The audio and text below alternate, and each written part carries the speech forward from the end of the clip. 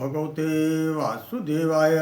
सज्जनों, आप देख रहे हैं हमारे अनंत पत्र न्यूज चैनल पर श्री ब्रह्म महापुराण की कथा। अब आज की कथा का प्रसंग है श्राद्ध कल्प का वर्णन है।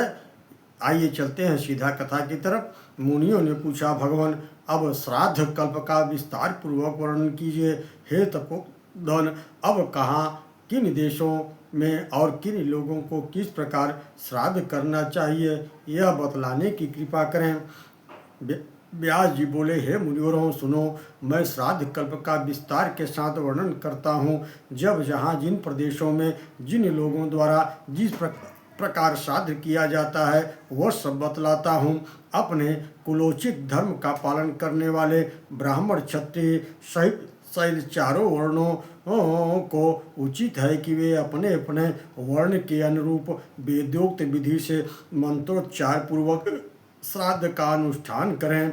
पुष्कर आदि तीर्थ, पवित्र मंदिर, पर्वत शिखर, पावन प्रदेश, पुण्य सलीला नदी तट, सरोवर, संगम, 7 समुद्रों तट, लिपे पुते अपने घर में, दिव्य वृक्षों के मूल और यज्ञ कुंड, ये सभी उत्तम स्थान हैं।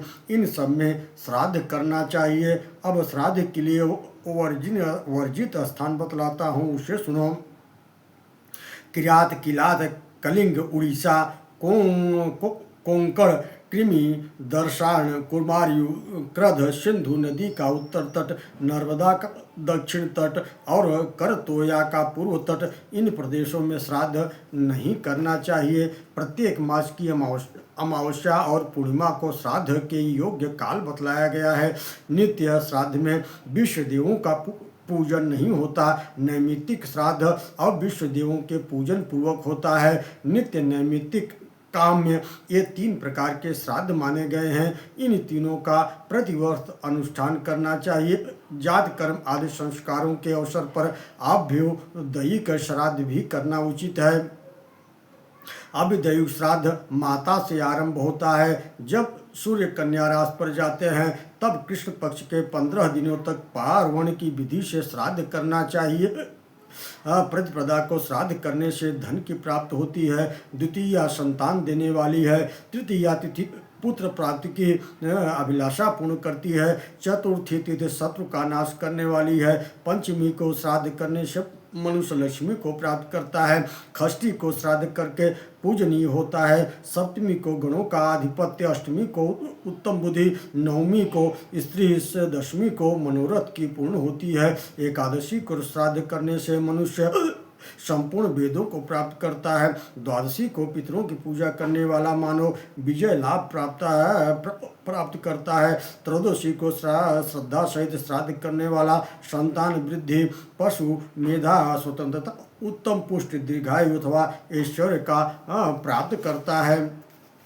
जिसके पितर युवावस्था में ही मृत्यु प्राप्त हुए हैं अथवा शस्त्र द्वारा मारे गए हों, वे उन पितरों को तृप्त करने की इच्छा से चतुर्दशी तिथि को श्रद्धापूर्वक श्राद्ध करें। जो पुरुष पवित्र होकर अमावस्या को यत्न पूर्वक श्राद्ध करता है वह संपूर्ण कामनाओं तथा अक्षय स्वर्ग को प्राप्त करता है। हे मुनिवरों, अब पितरों की प्रसन्न के लिए जो वस्तु देनी चाहिए उसका वर्णन सुनो। जो श्राद्ध कर्म में गुण मिश्रित अन्न, तिल, मधु अथवा मधु मिश्रित अन्न देता है उसका वह संपूर्ण दान अक्षय होता है। पितर कहते हैं, क्या हमारे कुल में ऐसा कोई पुरुष होगा जो हमें जलांजलि देगा, वर्षा में, मघा नक्षत्र में मधु मिश्रित खीर का अर्पण करेगा। मनुष्य को बहुत से पुत्रों की अभिलाषा करनी चाहिए। यदि उनमें एक भी गया चला जाए, श्राद्ध करे अथवा कन्या का विवाह करे या नील वर्ष का उत्सर्ग करे तो पितरों को पूर्ण तृप्ति और उत्तम गति प्राप्त होती है। कृतिका नक्षत्र में पितरों को पूजा करने वाला मानव स्वर्ग लोक को प्राप्त करता है। संतान की इच्छा रखने वाला पुरुष रोहिणी में श्राद्ध करे। मृगशिरा में श्राद्ध करने से मनुष्य तेजस्वी होता है। आर्द्रा नक्षत्र में शौर्य और पुनर्वश में स्त्री की प्राप्ति होती है। पूख्य में अक्षय धन और अश्लेखा में उत्तम आयु, मघा में संतान, पूर्वाक फाल्गुनी में सौभाग्य और उत्तरा फाल्गुन में मनुष्य संतानवान श्रेष्ठ होता है। हस्त नक्षत्र में श्राद्ध से शास्त्र ज्ञान में श्रेष्ठता प्राप्त होती है। चित्रा नक्षत्र में तेज और संतति मिलती है। स्वाति में श्राद्ध करने से व्यापार में लाभ होता है। विशाखा नक्षत्र में पुत्र की अभिलाषा पूर्ण होती है। अनुराधा में श्राद्ध करने से चक्रवर्ती पद की प्राप्त होती है। ज्येष्ठा में श्राद्ध से प्रभुत्व प्राप्त होता है। मूल में श्राद्ध से पुरुष उत्तम आयु लाभ होता है। अपूर्वाषाढ़ में नक्षत्र में यश की प्राप्ति होती है। उत्तराषाढ़ा में शोक दूर होता है। श्रवण में शुभ लोग प्राप्त होते हैं। धनिष्ठा में श्राद्ध से धन का लाभ होता है। अभिजित में 7 वेदों की विदिता प्राप्त होती है। सद्भिषा में नैवेद्य के कार्य में सिद्ध प्राप्त होती है। पूर्वा भाद्रपद में श्राद्ध से भेड़ बकरी, उत्तरा भाद्रपद में गौएं प्राप्त होती है। रेवती में श्राद्ध से अनुष्ठान करने जैसा सस्ता और आध्यात्मिकों का अश्विनी में घोड़ों की प्राप्ति होती है। भरणी नक्षत्र में श्राद्ध करने वाला पुरुष उत्तम आयु को प्राप्त करता है। तत्वज्ञ पुरुष उक्त नक्षत्र में श्राद्ध करने पर ऐसे ही फलों के भागी होते हैं। अतः अक्षय फल की इच्छा रखने वाले पुरुष को कन्या राशि पर सूर्य के रहते उक्त नक्षत्रों में काम्य श्राद्ध का अनुष्ठान अवश्य करना चाहिए। सूर्य के कन्या राशि पर स्थित रहते मनुष्य जिन जिन कामनाओं का चिंतन करते हुए श्राद्ध करते हैं उन सब को प्राप्त कर लेते हैं। जब सूर्य कन्या राशि पर स्थित हो तब नंदी मुख पितर का सभी श्राद्ध करना चाहिए, क्योंकि उस समय सभी पितर पिंड पाने की इच्छा रखते हैं। जो राजसूय अशुभ यज्ञों का दुर्लभ फल प्राप्त करना चाहता है उसे कन्या राशि पर सूर्य के रहते जल, शाक, मूल आदि से पितरों की पूजा अवश्य करनी चाहिए। उत्तरा फाल्गुनी हस्त नक्षत्रों पर सूर्य देव स्थित रहते हैं। जो भक्त पूर्वक पितरों का पूजन करता है उसका स्वर्गलोक में निवास होता है। जब तक कि सूर्य वृश्चिक राशि पर मौजूद है, वृश्चिक बीत जाने पर यदि कोई श्राद्ध नहीं करता तब देवताओं सहित पितर मनुष्य को दूसरा श्राप देकर खेत पूर्वक लंबी सांस लेते हुए अपने पुरी को लौट जाते हैं। अष्ट का मनवंतरा अनुष्टक का तिथियों को भी श्राद्ध करना चाहिए। वह मातृवर्ग से आरंभ होता है। ओम नमो भगवते वासुदेवाय। ग्रहण व्यतिपात एक राशि पर सूर्य चंद्रमा के संगम नक्षत्र तथा ग्रह पीड़ा के अवसर पर पार्वण श्राद्ध करने का विधान है। दोनों अयनों के आरंभ के दिन दोनों विषुव योगों के आने पर प्रत्येक संक्रांति के दिन विधि पूर्वक श्राद्ध करना चाहिए। इन दिनों में पिंडदान को छोड़कर शेष रवि श्राद्ध संबंधी कार्य करने चाहिए। वैशाख की शुक्ल तृतीया और कार्तिक की शुक्ल नवमी को संक्रांति की विधि से श्राद्ध करना उचित है। भादों की त्रयोदशी, माघ की अमावस्या को खीर से श्राद्ध करना चाहिए। माता और पिता की मृत्यु के दिन प्रतिवर्ष एकोदृष्ट श्राद्ध करना चाहिए। यदि पिता के भाई अथवा अपने बड़े भाई की मृत्यु हो गई हो और उनके कोई पुत्र नहीं हो तो उनके लिए भी निधक तिथि को प्रतिवर्ष एकोदृष्ट श्राद्ध करना चाहिए।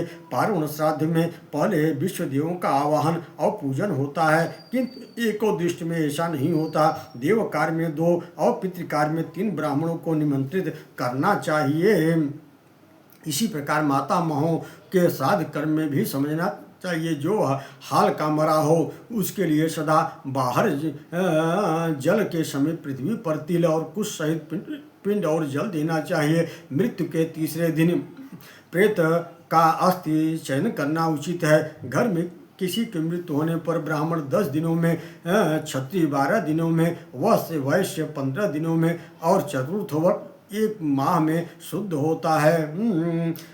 दशाहे ब्राह्मण शुद्धो द्वादशाहेन क्षत्रिय वैश्य पंचदशाहेन शूद्रो मासेन शुद्ध्यति। सूतक निवृत्त हो जाने पर घर में एकोदृष्ट श्राद्ध करना बताया गया है। 12वें दिन 1 मास पर, फिर 1.5 मास पर, उसके बाद प्रति मास 1 वर्ष तक श्राद्ध करना चाहिए। वर्ष बीतने पर सपिंडीकरण श्राद्ध करना उचित है। सपिंडीकरण हो जाने पर उसके लिए पार्वण श्राद्ध का विधान है। सपिंडीकरण के बाद मृत व्यक्ति प्रेत भाव से मुक्त होकर पितरों के स्वरूप को प्राप्त होते हैं। पितर 2 प्रकार के हैं, अमूर्त और मूर्तिमान। नंदी मुख नाम वाले पितर अमूर्त होते हैं और पार्वण श्राद्ध के पितर मूर्तिमान बताए गए हैं। एकोदृष्ट श्राद्ध ग्रहण करने वाले पितरों की प्रेत संज्ञा है। इसी प्रकार पितरों के 3 वेद स्वीकार किए गए हैं। मुनियों ने पूछा, हे दिदिश्रेष्ठ, मरे हुए पिता आदि का सपिंडीकरण श्राद्ध श्राद्ध कैसे करना चाहिए, यह हमें बताइए। व्यास जी बोले, ब्राह्मणों,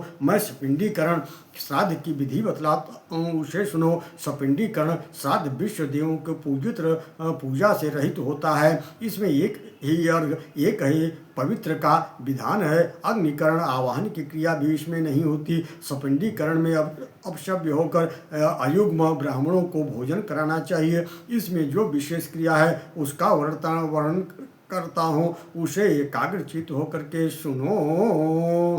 पिंडीकरण के पिंडदान में सपिंडीकरण में तिल, चंदन और जल से युक्त 4 पात्र होते हैं। उसमें से 3 तो पितरों के लिए रखे गए हैं, एक प्रेत के लिए होता है। प्रेत के पात्र से अर्घ जल लेकर पितरों के 3 पात्रों में छोड़ना चाहिए। शेष कार्य अन्य श्राद्धों की भांति करना चाहिए। स्त्रियों के लिए भी इसी प्रकार एकोद्दिष्ट का विधान है। यदि पुत्र न हो तो स्त्रियों का सपिंडीकरण नहीं होता। पुरुषों को उचित है कि वे स्त्रियों के लिए भी प्रतिवर्ष उनकी मृत्यु तिथि को एक दृश्य श्राद्ध करें। पुत्र के अभाव में सपिंड के अभाव में सहोदक, इस विधि को पूर्ण करें। इसके कोई पुत्र न हो उसका श्राद्ध उसके दौहित्र कर सकते हैं। पुत्र का ब्याही हुई कन्या के पुत्र तो अपने नाना आदि का श्राद्ध करने के अधिकारी हैं ही। जिनकी द्वाया मुष्याण संज्ञा है, ऐसे पुत्र नाना बाबा दोनों का नैमित्तिक श्राद्धों में विधि पूजन कर सकते हैं।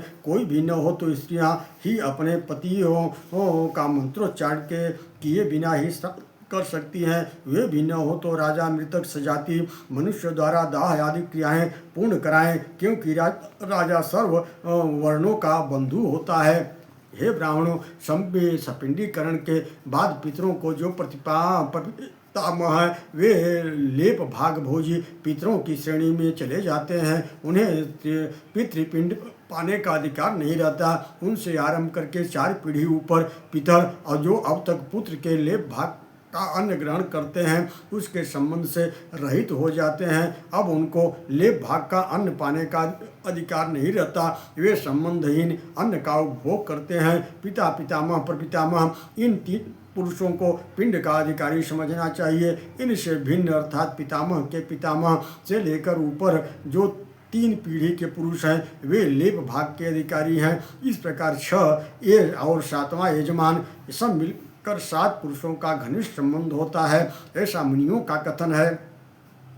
यह संबंध यजमान से लेकर ऊपर के लेप भाग भोजी पितरों तक माना जाता है। इनसे ऊपर सभी पितर पूर्वज कहलाते हैं। पूर्व जन्म से जो नरक में निवास करते हैं, जो पशु पक्षी के यौन में पड़े हैं, जो भूत आदि रूप में स्थित हैं, उन सबको विधिपूर्वक श्राद्ध करने वाला यजमान तृप्त करता है, जिससे उसकी तृप्ति होती है। यह बतलाता हूँ, सुनो। मनुष्य पृथ्वी पर जो अन्न बिखेरते हैं उससे पिशाच यौन में पड़े हुए पितरों की तृप्ति होती है। स्नान के वस्त्र से जल पृथ्वी पर टपकता है, उससे वृक्ष यौन में पड़े हुए पितर तृप्त होते हैं। नहाने पर अपने शरीर से जो जल कण पृथ्वी पर गिरते हैं उनसे पितरों की तृप्ति होती है। जो देव भाव को प्राप्त हुए पिंडों को उठाने पर जो जल के कण पृथ्वी पर गिरते हैं उनसे पशु पक्षी के यौन में पड़े हुए पितरों की तृप्ति होती है। कुल में जो बालक दांत निकलने के पहले ही दाह आदि कर्म के अनाधिकारी रहकर मृत्यु को प्राप्त होते हैं, वे सर्व सम्मानर्जन जल का आहार करते हैं। ब्राह्मण लोग भोजन करके जो मुंह हाथ धोते हैं, चरणों का प्रक्षालन करते हैं, उस जल से अन्यान्य पितरों की तृप्ति होती है।